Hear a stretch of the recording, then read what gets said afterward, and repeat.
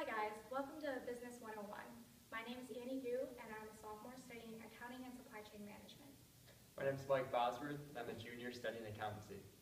I'm Madison Clem. I'm a sophomore studying accounting and finance. And today we're going to be discussing the 2MC of today.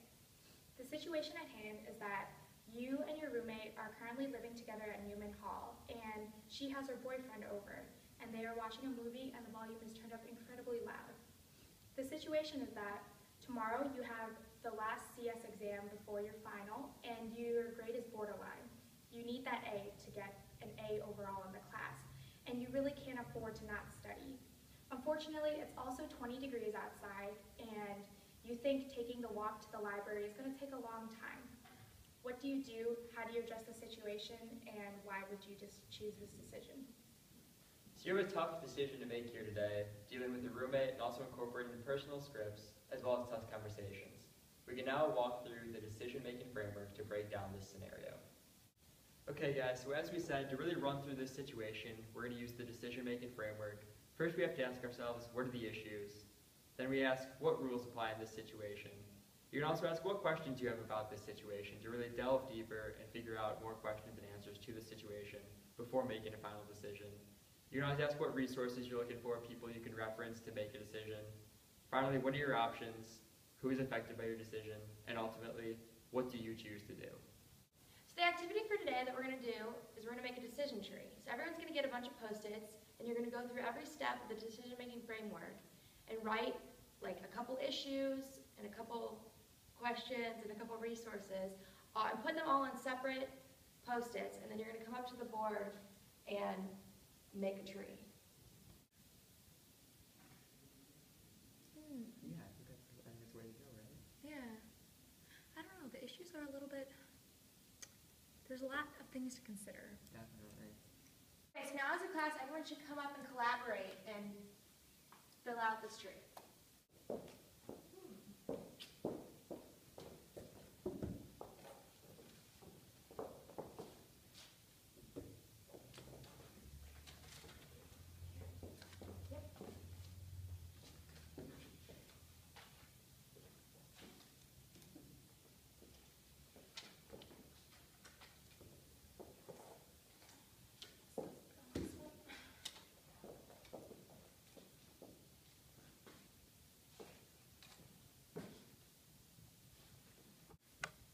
So now that we've got input from all our classmates, Maddie, would you like to explain to me what issue you put up on this tree? So the issue that I put up here that I thought was the biggest deal was that her grade is borderline and she like really needs an A in the class. So I thought that was the biggest issue. But then this other one that I think Mike put up, he said that the issue is that they're going to be rooming together for another semester and they don't want to not be friends anymore. So it actually is like an issue of what you do and what you tell her. Thank you, Madison. That's a great point. And now, Mike, would you like to come up and tell us about your rules you put up?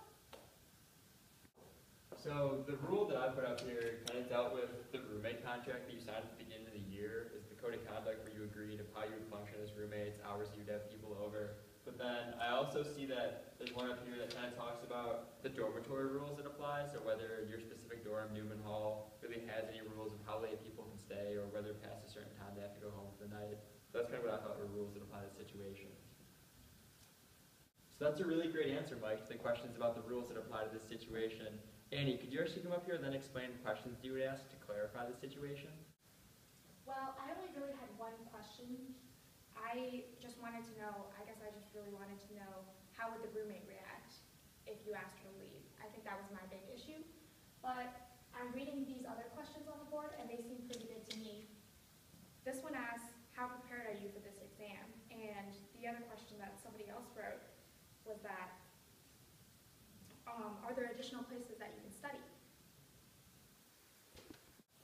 Great answer, Annie. Now, Maddie, can you explain to us a little bit more about the resources you could possibly go towards?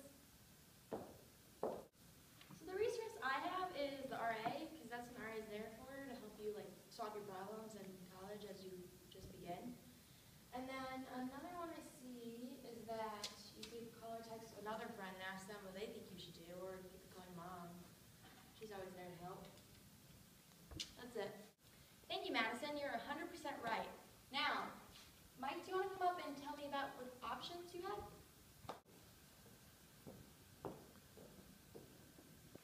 So a couple of the options that I wrote down really were to either ask your roommate and their friend to use headphones so it could be a little bit quieter in the room, but also you could ask them to leave and just be open about the situation.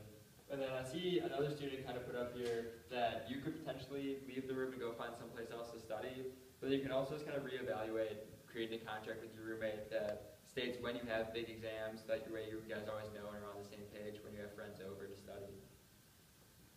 That's a really great answer, Mike. Thanks for sharing.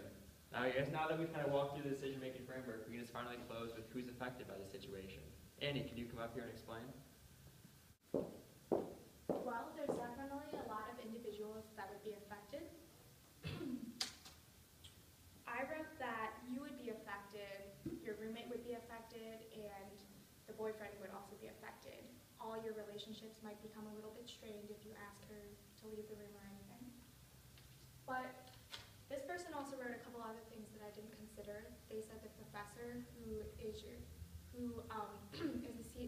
the computer science professor, he would also be affected because he's the one who grades your exams, and also your RA if you potentially have a dispute with your roommate.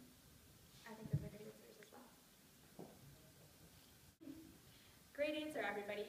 So now that we've kind of recapped the entire situation, we'd like to mention the tragedies that are involved with the situation. I'd like to start with mentioning entitlement. So one of the tragedies that is mentioned would be entitlement, because as the roommate, you might feel like you're entitled to owning the entire room. You might feel like you should have more say because your grades are more important than, say, her just hanging out with her roommate. But that is not true, and that is a pitfall that you should avoid. Okay, the second tragedy that's involved here is group pressure, because there's two of them, there's only one of you, so it's kind of like a group against you. And the final tragedy in this situation is incrementalism. If you're making the decision where you are going to decide to leave the room and leave the room open to your roommate, what happens when next week they want to have a larger party or have more guests over more frequently, because you're willing to let them take those next steps and then build to larger and larger events that then affect your study habits. So now we're going to go through the key takeaways of this 2MC. So the first one is that how you handle this situation is going to affect your professional brand in the future. So learning how to have a professional dispute now is really going to benefit you when it comes time for your career to have a more serious professional dispute. And another key takeaway is always having a professional script prepared. So it's really important to practice these situations in your head, how you might react to your roommate, how you can react in a way that brings the attention off of her and addresses you as the issue.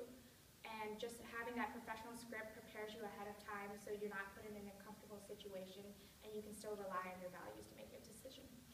And with those key takeaways, that wraps up our analysis of this 2-minute challenge. Thank you very much, class, for all of your great participation today. We hope you have a wonderful weekend, and thank you again.